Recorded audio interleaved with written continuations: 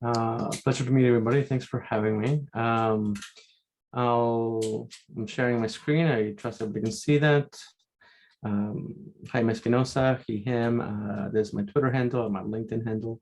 I'm a product manager at Twitter's Cortex, which is the ML infrastructure and platform for the entire company. So any product that wants to productize their ML goes through us. A bit about me, just to highlight and maybe add. No, actually, it's somewhat repetitive to what you meant. You introduced me in. About 11 years as a PM. I was an engineer. I was a data scientist in my previous life. I've shipped a number of products, made different kinds of impact across different fields and different markets. I specialized in systems. You can see my rap sheet. I did go to Northwestern University with seeking a PhD in systems. I have been productizing ML since about 2004, and I've been on both sides, pretty much every side within the ML ecosystem, the data modeling and productization, and also in the creating products that wherein ML is only one aspect of these. And it is the focus that I'll put on this presentation. How to look at ML platforms as a product. I wanted to decompose this a little bit. I'll give you an agenda. Who is this talk for? Let me see if I'm recycling some slides. It's geared towards PMs more than anything, but with a specific focus around the use of data mining towards trying to figure out exactly what to build as a product. I'll give you a really high-level caricature of machine learning, introduce some lingo. I find that lingo is often different depending on where you come from. And then we'll dive into what is ML in practice, right? What are different parts of ML that you have to keep into account as you're trying to productize either an end product that uses ML or serve a platform that tackles a specific aspect of the ML ecosystem. I'll give you an example of customer segmentation. This is where the data mining and decomposition for PMing this kind of product comes into play. And I'll give a bird's eye view as to why I like Twitter. For reference, I've been at Twitter for about 1.5 years, coming out of Microsoft, a couple of startups, and Intel for a number of years as well. So managing ML,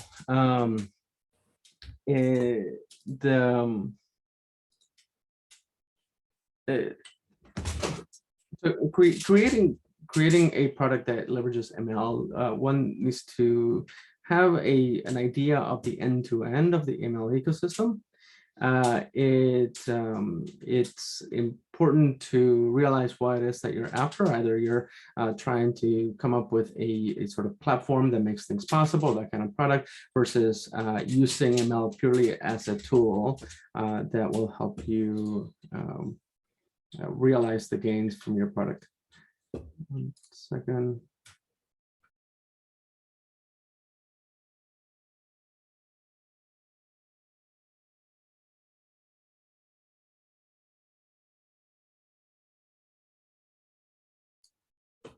Sorry about that. So as promised, I was going to give you a bird's eye view caricature of machine learning, right? And at the highest level, and for majority of machine learning can be thought of as filters, right? Filters for language, for pictures, videos, etc. You train these filters by basically cramming a bunch of data through, and the data shapes the filter. And then you stack these different filters one on top of another, and you end up with a specific behavior at the end. So once you put in like new data from the top of the stack, at the end, at the bottom, it will sort itself out in different things. And yeah, a lot of the different models out there sort of work in this way. So we'll concentrate around that, that view of the models. I know I am in one slide way oversimplifying the whole that is ML, but I hope there's fill in the gaps a little bit. Lingo, I have found, so I've been in the space for about 20 years almost. But I have found that people come into ML from different places, from different backgrounds, and they bring with them different different lingo, different ways, different formulations, the same terminology used in different ways, etc. Right? So this often is the root cause to a lot of confusion. A lot of ambiguity comes from simply having a slightly different interpretation of the same language. So just to cover my bases, we'll go into some lingo here. So for our purposes, we're going to use the word model as a single trained neural network or a single filter of that caricature I gave earlier. And the way that you're cramming data in to create that model, to create the filter, is done during training. Training is the cramming of that data. And then inference is playback. Basically, you are playing, you already have the filter in place and you're playing it back. And this is what is referred to as serving the ML product, whether it's the end state or just a part of that. One thing that's I find kind of unique to ML is that the different variables, if you will, the different columns in a spreadsheet are called features. So you will find people say this feature, that feature, which in product speak, a feature means a completely different thing. So let's keep in mind that when we're talking about features here, it is not the number of data points, but the number of columns. So I'll give a bird's eye view of what Twitter Cortex is, and this might give you a sort of mental map of some of the things that we're going to dive into, right? We're going to look into data, into training, and then separately serving. There's different things that are productizable within the data space. You can think of like how you do data pipelines and how you transform them, how do you manage that data, and then all that can come all up to a access point that is a feature store. So it is basically just like it sounds. This is a store in which you can come in and grab the different features that you might need to put a model together. And then in training, there's usually this notebooks, and it's a development environment that people use. There's a certain amount of automation that can be done there, so that automatically trains the different experiments, swooping different variables, etc. And then there is a notion of being able to track all of that it becomes a very big problem as you scale in how many models you're trying to manage or how many experiments you're trying to do. There's whole companies built exclusively for one of these areas. And then finally in serving, right? There is it becomes a slightly more complicated problem when you're trying to do serving of these models at scale and at speed. It has to, it is computationally heavy, but it cannot take very long time. So it is what differentiates the different ML-based companies is how well you can do the inference at speed. There is a huge aspect of it that is around monitoring of observability, like is the stuff running correctly or not, and then there's different things that you will want to do, which is around testing. Then there is lots of feedback loops that are used for research, they're used for collecting metrics, and then there's underlying technologies that you might use here. So having that sort of mental map of like, you know, the data training serving ML in practice, by far the first and most important question to answer is, how do I avoid ML? ML is it can be computationally expensive. It can easily red hole a team. It has a lot of caveats to it. So if you can do it in any other way besides using machine learning, it generally is better to do it that way. And in fact, some of the products that I've put together on the MVP, on the very first release of that product, it's not really machine learning what's you see behind the scenes. It's some algebraic equation just to prove that we can do it. Sometimes it is a manual thing where there's a human out there trying to do the curation, the job of the ML system, and then over time we might invest more into trying to put ML into it. So starting with the ML is very tempting, but often leads to better red holing. I can pause here for some questions on if that sounds unintuitive. Yeah, I mean, like it actually we did have a subject on managerial analytics where we studied the machine learning aspects on a high level. One thing, like whatever you mentioned, is something in concurrence which we studied, like because of the computationally high resources that it requires, and also the data becomes obsolete too quickly as the data is generated. So given this fact, using ML as much as possible, on one hand it is good, on the other hand it comes with this caveat. So for a startup it can like soon pile up into huge costs if for maintaining the resources and getting the data and all those. So yeah, it makes sense. Yeah, I mean, just a comment which I thought I will add. And Setu, if you have any questions. Yeah, sure. My name's Setu Jaime. Nice to meet you. I think like a lot of the students in this call, we're all trying to pivot in some way into product management. I think most of us have taken the analytics class where we go over some ML and AI. I wanted to know from your perspective, how do you feel about the data-centric movement in AI and ML? That is a whole different level of maturity. Okay. So once you have saturated the benefits of ML, and like you've gone through the fake it to make it kind of path, and you put in some ML, and then you start to get diminishing returns, then you can sort of start to look into the data-centric approaches as the next stone to turn over, basically. Got it. Yeah. Thank you.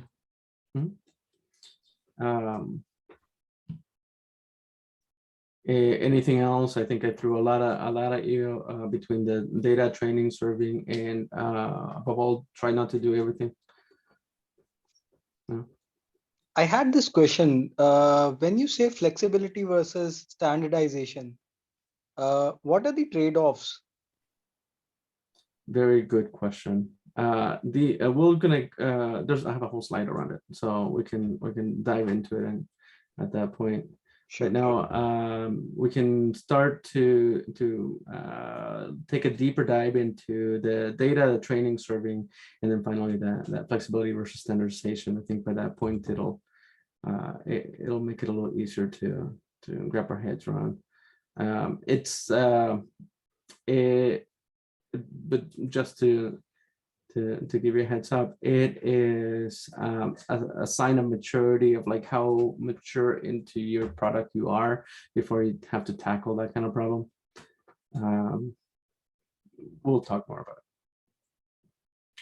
it. Within the data aspect of things, usually the first question that comes to mind is like, how much data do I really need, right? When is enough, and do I really need all the data? One of the biggest gotchas that happens to everybody, it seems like across the board, is that they want to collect everything, right? Let's go throw everything at it. Let's collect all the data. Let's instrument the whole thing. And undoubtedly, what always happens is that it's too much.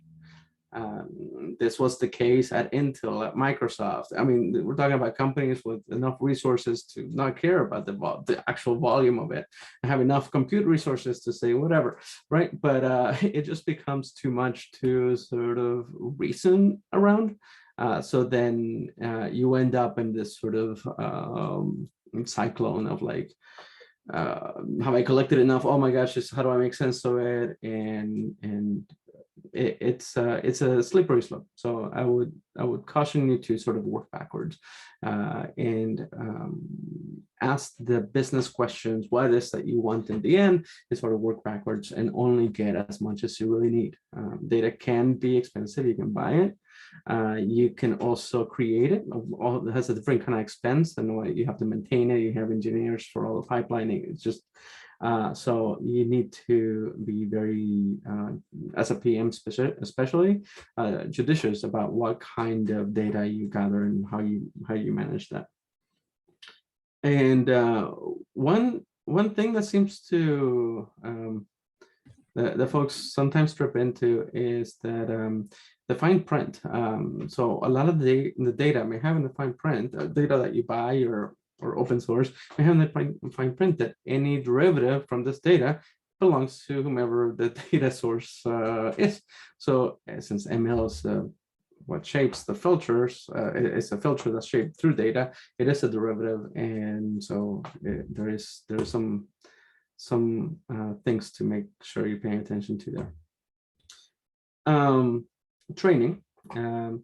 There's a high cost to training, and particularly where you might not be getting the results that you're looking for. You're not getting the like, you know, there's the hot dog not hot dog famous example, right? There's just someone came up with this example of like, show a picture and identify whether this is a hot dog or not, and it's fun, but it may take some time to get to the results that you want, you know, to be 100% accurate on your hot dog not hot dog identification.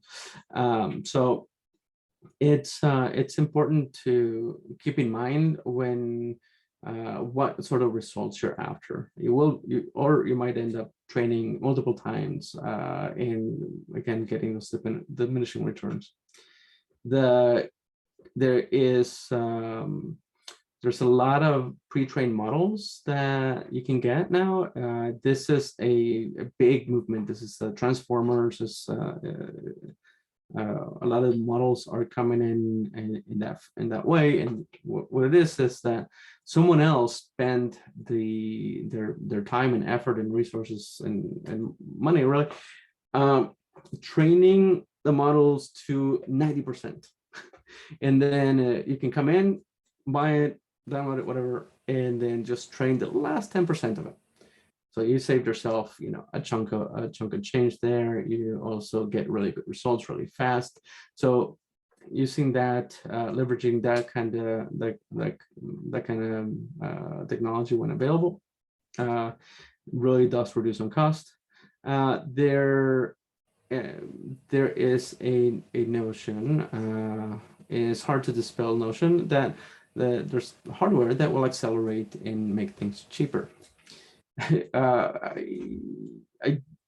feel like that really depends on case by case, and it seems like the clouds that are hosting this kind of hardware also know that it could be cheaper. So what they do is that they price the specialized hardware in just such a way so almost negligible cost benefit, unless you buy it for yourself, and then there's a whole different path there. So there is some saving grace there, and there's a way to save on money, but you have to make sure that you understand the models, the approaches, etc., and whether and how that hardware is going to actually help you. Around flexibility, in training, flexibility, I feel like it's king. It's remember how we talked about how folks come into ML from different fields, the physicists, mathematicians, etc. They all come with a training around a certain tools, certain methods, etc. And so it's not always about having the best tool for like giving your team the best possible tool to accomplish something. It often is about giving them the tool that they are most productive with. They can get a lot of leverage out of that. And as a PM, this is something to keep an eye on because it will, it helps your team just be more productive. You get to end goals a little faster. They know how to hack those tools into submission. There are ways to automate things. This might be out of the skill set of your like a data scientist or ML engineer. You have to make sure to keep an eye for opportunities where you can automate some of these things. This is more around the software developers or the ML ops folks that know these kind of tricks. It's more of that skill set. So it's marrying these two sort of skill sets where you might find some really some great advantages. Let's see. So I like this all roads lead to Rome, right? So I just borrow from that and said, oh, in ML, all roads lead to production. There is no point in ML unless it's going to hit production. This is, I have been part of plenty of research teams to tell you that like there is a huge drive to just find out if a solution exists and not actually drive all the way to a solution. And as PMs, what we're really paid for is to productize or offer a solution to customer problems, right? So that is always top of mind, right? Like, is what we're doing going to help get us to production or get our customers to production faster? And there's a lot of different things that need to be taken into account. And since that is my current focus, I put probably more into this slide than others. But king continues to be flexibility. It needs to be on par with training. So it makes little sense to have tools and training that cannot be productized. So you need to have some sort of parity and sync with as they develop things a way into productizing them. The famous and very common thing to do is to develop machine learning in one language and then ask someone to then translate that into a different language, because production happens to be in like Java and like development is in Python, and then someone has to figure out how to translate a model from one language to another. That's just riddled with opportunities for mistakes. So at one thing around cost, and this is more once you hit a particular scale, I suppose, the cost of serving overcome the cost of training. You're hitting like, the Twitter or in Azure, it's tons and tons of millions of queries per second, and you have so many machines globally distributed, all these different things, and you cannot, you can't stutter, you can't introduce any sort of delay to your customers because that's bad experience. So the number of machines and problems that you introduce to account for that, it can get away from you. So it is a constant. Reducing that cost is a constant sort of constraint into flexibility and some of the cool things that we would be able to do otherwise. Here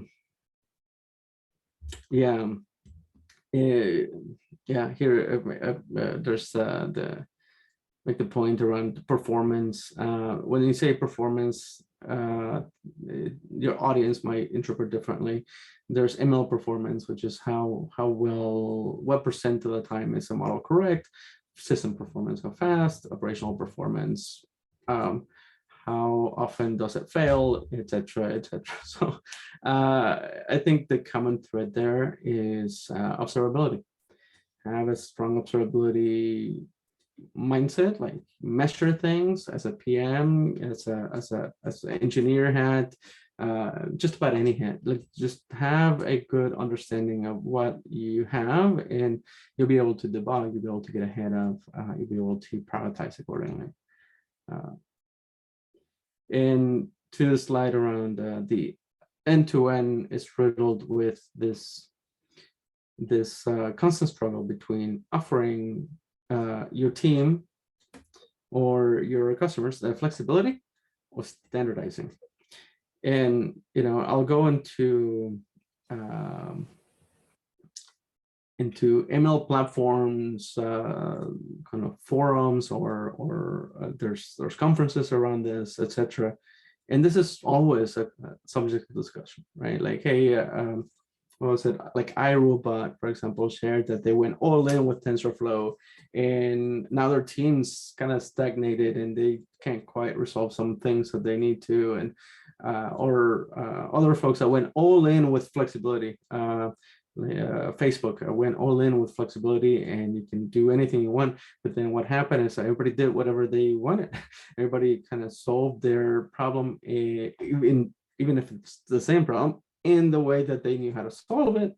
So they had a very fragmented product space, and they ended up having a bunch of PMs, a bunch of software engineers to try to support each one of these fragments, and it got away from them. Like I think now they're trying to standardize around some things, and I'm not sure how well they solve that, but it is a constant balancing act that you have to do within the space. I don't fully remember the question around this. Can you please repeat? Did I address it? Actually, I was more focusing on the Twitter point of view. Like, what do you value more? As in, while seeing, like you told the example of Facebook, they have different types of they have diversified products. So like diversified features, we'll say. So what about Twitter? Like how you all are managing? What are the trade-offs? Like how are you trying to balance it? That's what you have already written. Find balance, you must. So how Twitter team is managing it? In Twitter, it started off with like TensorFlow, right? We love Google, and TensorFlow, it's a way to go, and all our tooling was all around productizing TensorFlow, etc., etc. We built a lot of in-house tools around this notion. And our customers are then saying, well, what about boosted trees? We want actually boost. Or the research arms are saying, well, what about PyTorch? It's all of the research papers come in PyTorch. How are you going to address that? And so now we're revamping the whole thing to make it more flexible. And obviously, then there's folks that go, okay, bring your own container, like bring your own machine, if you will, environment into ML. It's like, no, we can't quite go there, because then how do we support this, right? Like if it breaks over there, how do we know how do we help you fix it, etc. So where I have landed, and this is the product that I'm driving right now, is to make the technology fully flexible, and then manage that flexibility into standardizations using business processes. So, for example, have the flexibility to give XGBoost, PyTorch, and TensorFlow all together, and from a technical point of view. But then, if you really want us to turn that on, you need to follow a business process. You need to make yourself accountable for some of the security. You need to make yourself the point of contact if there's anything wrong with that particular setup that you're asking for. You need to sort of partner with us as we're a platform team, how do you, as a customer, partner with us to support this for other folks? And if you ask for, say, a new version of XGBoost, well, explain why you can't use this other version, like during the request cycle, right? So there's like a business aspect of it to sort of suppress the Wild West that would otherwise ensue if we were to just let the flood of requests come through. So that's the current plan. So check with me in a few months. I'll let you know how. Yeah, sure. Yeah. So just following it up on like what you said, MA. For instance, like if you want to scale a new product that you are building, so you said like we need to take into consideration the business aspect of it. Like how easy is it to deploy the ML products at scale? I understand that like the other products can be like deployed using like blob storage or like CDNs and this sort of things. Like whereas in case of ML products, like how easy is it, like because it is dependent continuously on the data which is getting trained on, and it's not like once you deploy it you are done with it and you are static there. You have to continuously keep training because of the new data that is coming in. So how easy is it to scale, and then what's the challenge that Twitter is facing in this front? Okay. So that's a really good question. So you deploy once, right? You get your model all the way in, you make sure it passes all the reviews, the productization readiness review, make sure it's ethical, all that good jazz. And you want to have a feedback loop in which you're doing retraining, using fresher data, etc. But the model it's essentially the same, just retrain with different data. So it just, let's say it just adjusts the filters just enough over time, right? So what you create there is it's a pipeline. So we have a retraining pipeline, and some models are more sensitive than others to this. Models like making some kind of recommendations needs to be done hourly. If you are doing like NLP, natural language processing, that can be done weekly. So there's, because language does not change quite that often. So there is different loops, different cadences, etc. around this. And it's there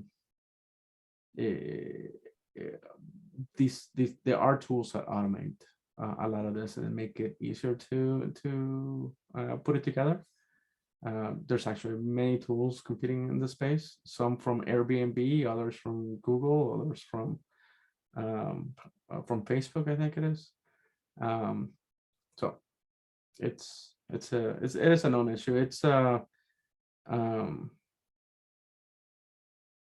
we have most of our data story pretty well put together, so that hasn't been the biggest hurdle.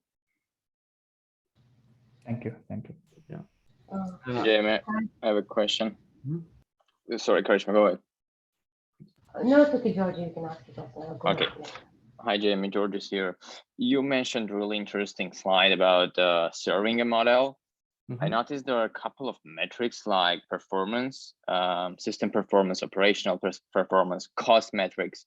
I realized that metrics are more or less kind of outside of ML metrics about the ML model itself. So it's kind of almost business metrics for us product managers. What I want to ask is how we, people who are not really dived into ML as is, so most of us at least can't really sit down and write ML model ourselves. How we can like gather that metric from our team, and how we really need to be able to write models ourselves. Do we really need to do it to be a great product manager, or it's something that we have to rely on our team and we just need to like kind of build a communication with them, gather the data from them, and it's quite enough. So we don't need to like do math and like similar stuff.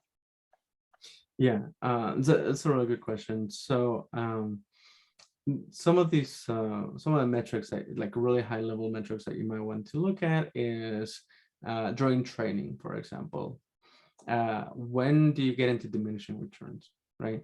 You can ask from your team, like it comes down to like, 1 or 2 whatever your target is, one or two things that you're trying to optimize for over time. How much better are you getting? Because the data scientist may want to just hit the best possible, but from a business perspective, that's not always the case. That it's not always strictly needed to have the best possible thing. There is like, hey, I'm not going to spend $100,000 more just to get that 0.01%. It's just the ROI is not there. You're not going to get that much more business for it, etc. Right? So you can look at the progression, and you don't need to necessarily have a full understanding of the math magic that they may be using to get to that point, but you can definitely look at the cost to benefit analysis and point. Thanks. Yeah, that's ML performance and system performance. You can look at it from the business side in terms of what is the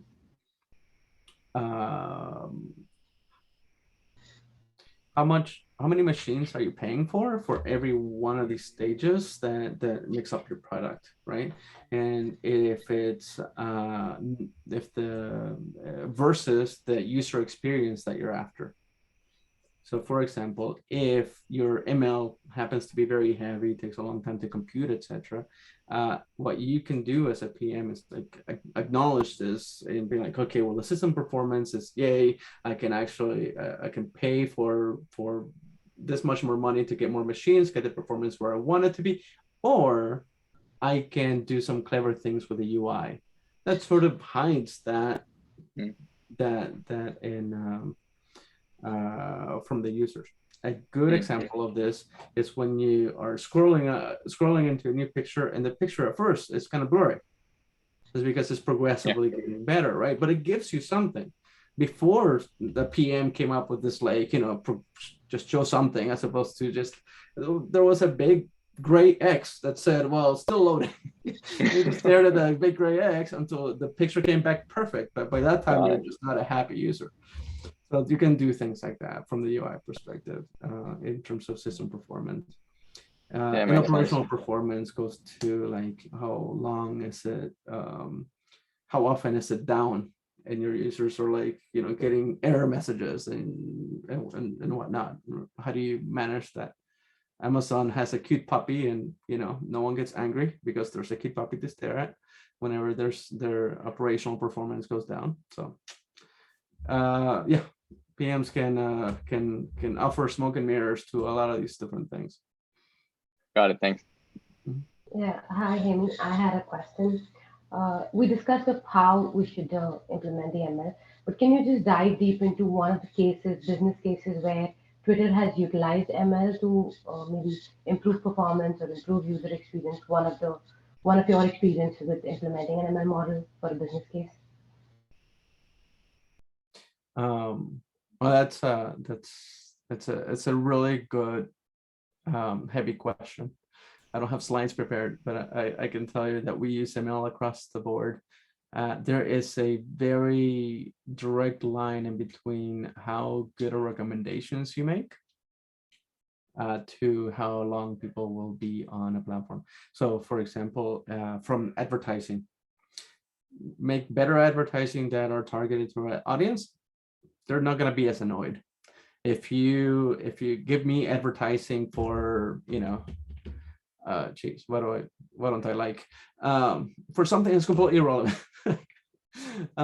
irrelevant to me, I'm just gonna be like, this app is not for me, right? Like, so that's advertising. Within the homepage, as you go into twitter.com, it is constructed, right, from a bunch of interconnected things. People that I follow, people who I follow, things that I like, things that the system has noticed I might spend more time on, etc. I'll give you TikTok does an amazing job of this. They collect no user information, and within like 5 minutes or 5 videos or something, they got you pegged. They know what you like, what is it that is going to keep you on their platform longer, and that's all powered by ML. Right. Thank you. Yeah, the PMs that drive that kind of thing, their figures are merit, right? The thing that they try to, their goals are, how do they keep you on the platform for longer? And generally, if it's interesting and relevant, it's a good way to do that. So looking at the time, but I have a few things around some of the product science and customer segmentation aspect of PMing. I don't know if this is something that you are all interested in. Actually, yes, like I know like it's just like 15 more minutes remaining here, but whatever you said right now for a Karishma's question as well as George's question, so these are the things which we actually study in our courses. Like for instance, you said the Twitter page is designed based on like the algorithms, ML algorithms. So how we are visualizing it is not only from the analytics side of it, but also the marketing course that we took, where like we saw like the attention economy that is at the play here. Like you see like where the maximum like eye coverage is on the screen, and then like place the ad strategically there, so that yeah, I mean, that's interesting. So we would be happy to know the segmentation part of it. Like we did study like STP, that is segmentation, targeting and positioning for like different products. So yeah, we would like to know more about Twitter here. Okay, so my perspective currently in a lot of these lines are around that. It's an internally facing product, and where I'm helping other folks create their ML. So I help them productize the ML. We have partnerships across the different research arms within Twitter, etc. And then there's the whole development of the ML. And then, what I focus on is like sort of the last mile. It's like you almost get a solution. Let's see how what needs to be automated, etc. And how do we drive it into production? So my mouse is not listening. Sorry. So there's this thing I really got into, and in Azure, I drove the product that did the Azure Analytics is an internal product for product science. How do you understand your customers well enough so that you can know with more certainty what different things to invest in and what correlations there might be between the different things. So my mouse doesn't, okay. There's definitely an element of data mining. How do you collect that? How do you instrument your current products, if you do have current products, to collect that? And then how do you analyze it with the product in mind, right? There is the market analytics that you mentioned, business intelligence, and things that we've been able to do. And now I'll jump around a little bit in my experience. One of the things that we're doing in Azure was trying to figure out pricing. And with some of the correlations we found is that if someone were to, like a new user or a new customer would come into Azure and onboard onto a particular product, there was like 80% chance then they'll adopt this other product. So instead of making the first product expensive, we made the second one expensive, because they already bought in, right? So there was this, we basically looked into this kind of user behaviors and did our pricing accordingly to match. We had some products that did not get a lot of love at first. It wasn't the first thing that people came into. So we reduced the prices there, but as soon as they got into, they were hooked every time.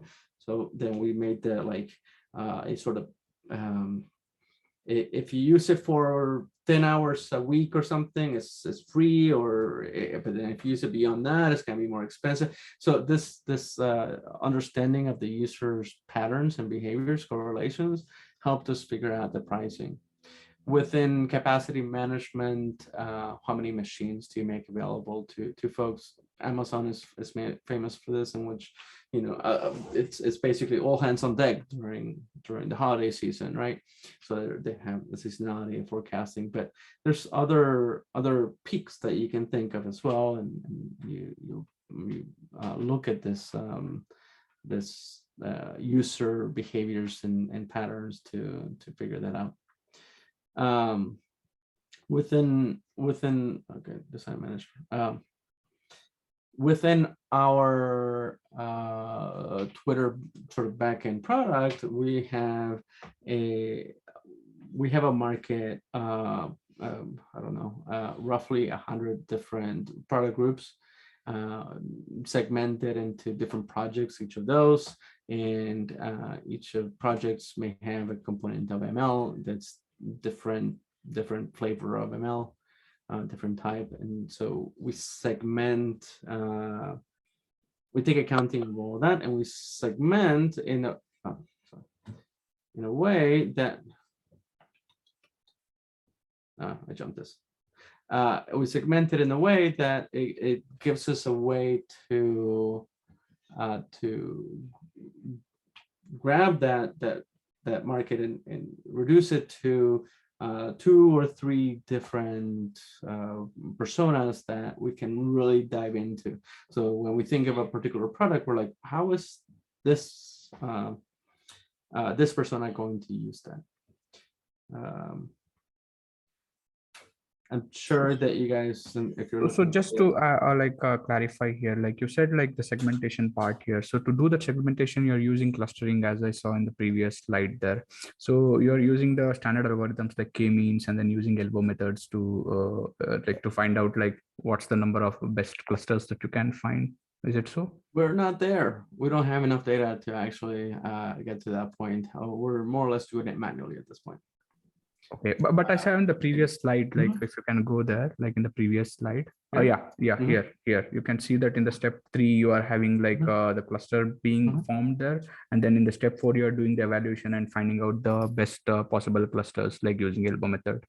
Yeah, I should have put it in here. I stole the slide from some Amazon thing that showed the idea pretty well. I did something similar. Don't have a school slide. Did it for a startup called Algorithmia. Okay. Yeah, it's ML platform for the open public. Okay. But this is more this is if you can find the data, this is a great way to do it. Okay. I guess Advesh has a question. Yeah. Yeah, actually, I had this question regarding Kaggle data. So you are saying like, usually people those who don't have experience in like real-time machine learning, they use Kaggle data. So what type of analysis do you expect from an employee? Like while recruiting, while interviewing, what type of analysis do you expect from the Kaggle data? Is it only EDA or like creating a model also? What type of analysis do you expect? Yeah, let me pull that up. Give me a second. Good question.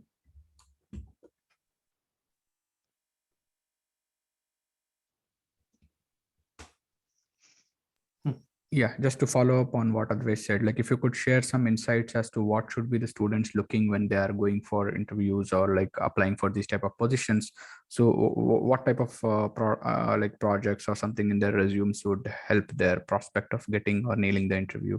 So because like these are the things which we actually have studied. So only thing is like, how do we present it better? So what's the expectation from the industry side? Like say, for instance, if you're interviewing a candidate. So these are the things which we would like to know.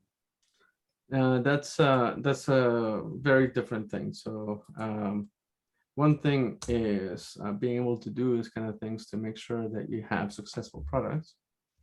And the other one is around how to present to an interviewer. You're trying to show that you have an interest and a passion to understanding your customers. That you know of different methods to do that. And by methods, it's like surveys, looking at public data, blah, blah, blah, right? Like all the different ways, one-on-one interviews. We did Forrester reports that like getting third parties to basically go out and canvas your market, etc. Right? Like so. That's really what an interviewer might be after, that you're aware of all these different things, that you know some of the caveats, that you have that you are going to do whatever you can to understand the problem statement. In my demo around how to use some of the Kaggle data is for some reason, oh, never mind. That's why. Security got me again. One second. It needs access to that file. So this is a statistics software package that I learned back at Intel called Jump. It just makes it easy and has pretty pictures to help you navigate data. But you can click and you can see some correlations right off the bat. This takes like 5 seconds to make. You grab the Kaggle data, you dump it into this program, and then you're able to like start to figure out. You can start to look through the data to look for patterns. From this, you can also try to go after things that are interesting to your business, right? When I was doing this analysis, I was trying to figure out, am I going for the small to medium business or am I going for enterprise size business? And if I'm is my audience really well trained on machine learning, like multiple years of experience? How many years? Yeah, there you go. And if so, where do they fall? Do they have a role as a data scientist? Or because this kind of matters when you're trying to target folks. What do they care about, etc. Right? So from this, I was able to come up with a persona. And personas are personas in which you can give it color and flavor to it are important. If you go to Zillow, for example, every hall has a poster of a persona. And it has like 3 or 4 personas. There's the renter, the buyer, etc. Right? And then they're like, oh, this is Rachel. I remember that's the only name I remember. And it's Rachel. Rachel is a renter, and there's a picture of a Rachel. And these are demographics, and it's basically an average of analysis like this. So when you are talking to other PMs, when you're talking to engineers, like you would say, hey, so how is this going to help Rachel, right? And the conversation becomes much simpler. Everybody's like immediately has someone in mind. Without this, you end up trying to build for everybody, and every time you have a conversation with an engineer or with a PM, you end up talking about how like there is a customer that has this problem, or there is a customer that has the, like, we need to figure out the big buckets, and then how to address a specific persona, right, for any given product. So for ML platforms, I looked into segmentation across different things. Doesn't really matter where your location, so that's not even in there. Let's see, sorry, my mouse is finicky.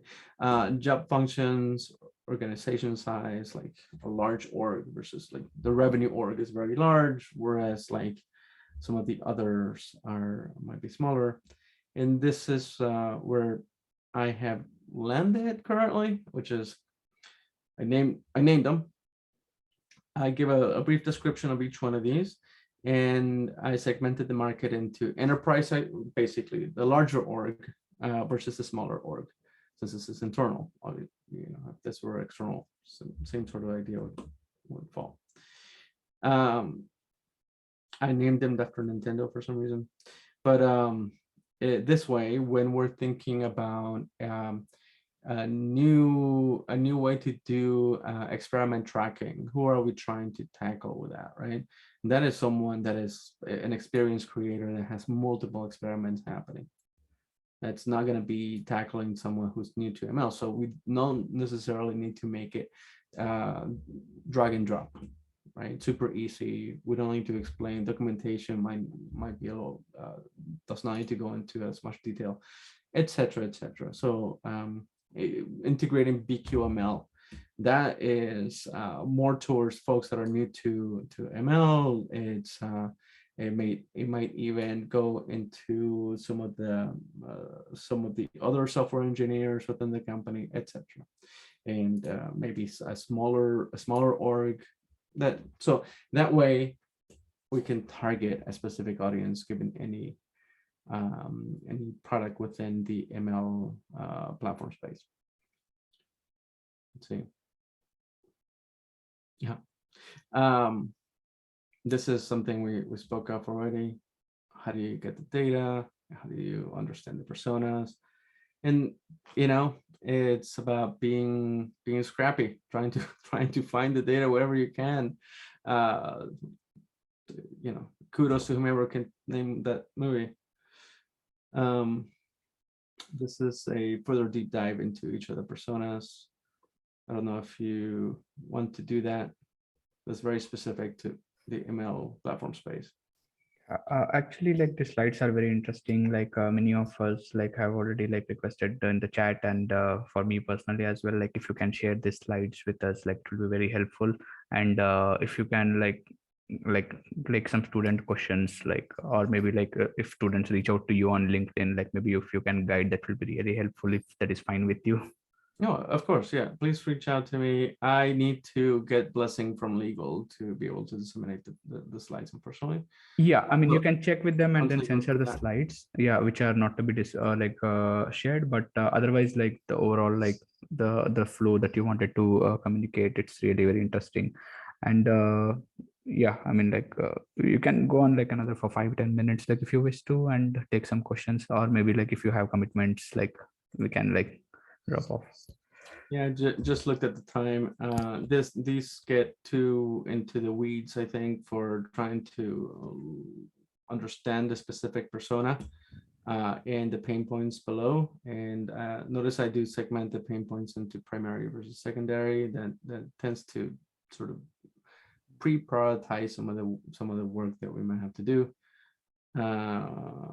Yeah, well, I'll just jump into some of the things I like about Twitter. If you remember from the beginning, and congrats if you do, I had been at Microsoft and Intel, ginormous companies. I've been at a startup. I had done my own startup that failed, and I went into a startup that hoping to learn from someone who knows how to do that kind of stuff. In all, I found out that I was really looking for a medium-sized company, and I think that's what Twitter really hits for me. It is incredibly impactful. It tries to it's focused on improving communication, which is a very sort of noble. It sounds simple, but it's incredibly nuanced. It tries to maintain a modicum of like a healthy conversation. And there's a lot of ML around that as well. What is healthy versus not healthy?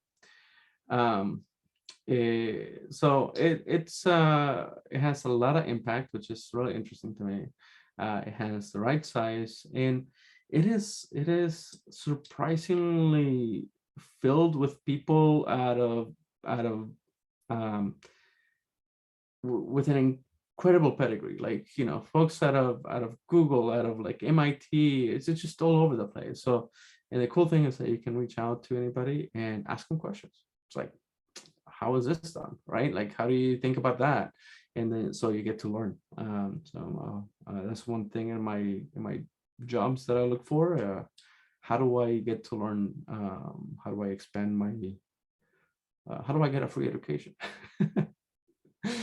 Some of that, yeah. So I would encourage you to look into Twitter if if you feel like me there. Any questions? Please do send me a message on LinkedIn. I'm happy to follow up on that. Yeah, Suraj? Suraj, please go ahead.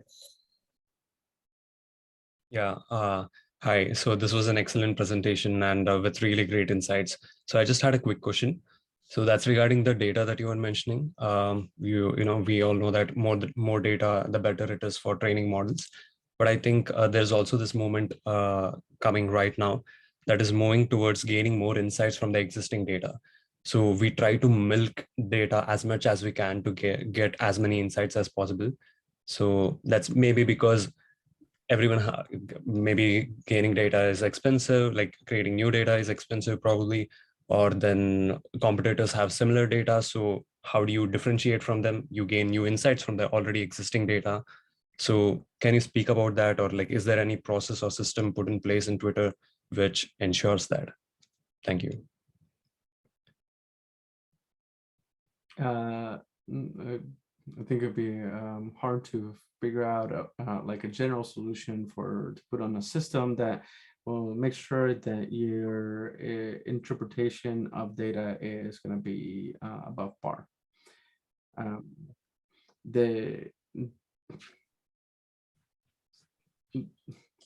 There's been a lot of mileage gained by throwing data into deep learning, right? You can throw everything but the kitchen sink. And the cool thing about deep learning is like what's important it'll take, and what is not important, right? It'll be prioritized.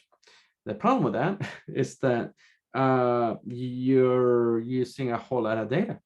It'll make your system slower. It'll make the response and user interface slower. It's so not to mention your cost is going to go out the roof, right? Like it scales dramatically.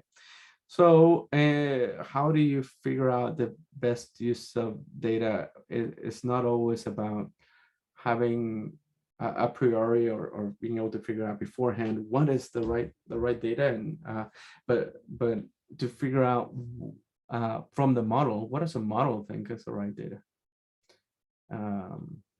Right, so there is companies wholly based on that idea, that around explainability or sensitivity testing. Fiddler.ai is the one that comes to mind. They treat the model as a black box. They start to I don't know if they like obfuscate or mask out part of the data and see how the model behaves towards that, and so they try to maintain the same sort of response from that model while messing around with the data. And then they're like, okay, well, I messed with these and the model objected, so let's keep those and mess with those, and there's no change, so let's get rid of them. And that way you're able to save on cost, you're able to have a better user experience, you're able to figure out what data you need to invest in. I can't think of a way to really make that into a general solution other than like model by model. And it's, you know, like a lot of ML sort of guided trial and error. I don't know if that answers the question, but yeah. It does. Like, it's very hard to see or put a metric to it as how much insights can be gained from the given data.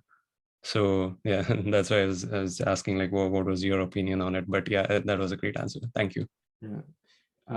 That is in the case of deep learning. In the case of like you're at PM looking for data to help guide your priorities and whatnot, there is the fallacy of trying to, or the impulse to try to get all the data and then try to figure out what's important out of that. That just, you end up getting tangled up in the web of too much data. So it's usually best to start from the goal and work backwards.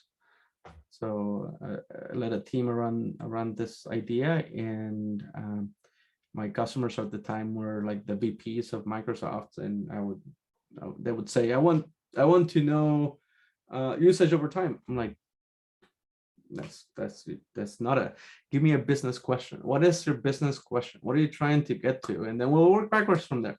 But we had been we had multiple iterations of like, okay, no, not usage over time. How about network bytes over time, and this over time? And it was like, okay, so our team was basically a human calculator. We said, okay, just what is the business question you have? It was like, well, I want to figure out where the peaks are in the system. It's their seasonality and where are the peaks. I was like, oh, no problem. We can totally answer that. We use a completely different method, different kind of data, and we just got to answer that question in no time at all. So working backwards from a pure business sort of question does wonders for this what is the important data question. Yeah, that was an excellent answer. And if any questions are there, please shoot. Yeah, Advish. Yeah, I just wanted to know, like, does Twitter have some openings for PM roles or some roles? Like, are you all looking for something so that we can possibly try for it? No, of course. And I would say yes. I don't know what they are. It's when I first joined Twitter, I used to say that it's like the TARDIS in Doctor Who. It looks bigger on the inside than from the outside. So there's a whole lot of teams, a lot of groups, so yeah, ping me after. Look through the website and ping me after if you have questions and want to know more about a specific thing. But I couldn't. I'm sure there are roles. That would be really helpful. Yeah. Thank you. So I guess like we are at the end of the talk. So thank you, IMA, for joining and taking time and sharing your insights as working as a product manager, and especially like with decade long of experience and having developed like almost close to like 30-40 products that you said at Twitter itself. So that's like very interesting thing. And we did like relate so many things that you taught to whatever we have learned. We'd be glad if you can share this like slides with us. Like if you can pass it on to me, I will pass it on to all the students. And yeah, I mean, thank you for assisting students like in their like opportunities as well. Like I mean, in the job search, like if they reach out to if you reach out to you in LinkedIn. Yep. Thank you so much. My pleasure. It was a pleasure meeting everybody. Have a good weekend. Thank you so much. Thank you, Jamie. Thank you for joining. Thank you. Bye-bye. Happy weekend.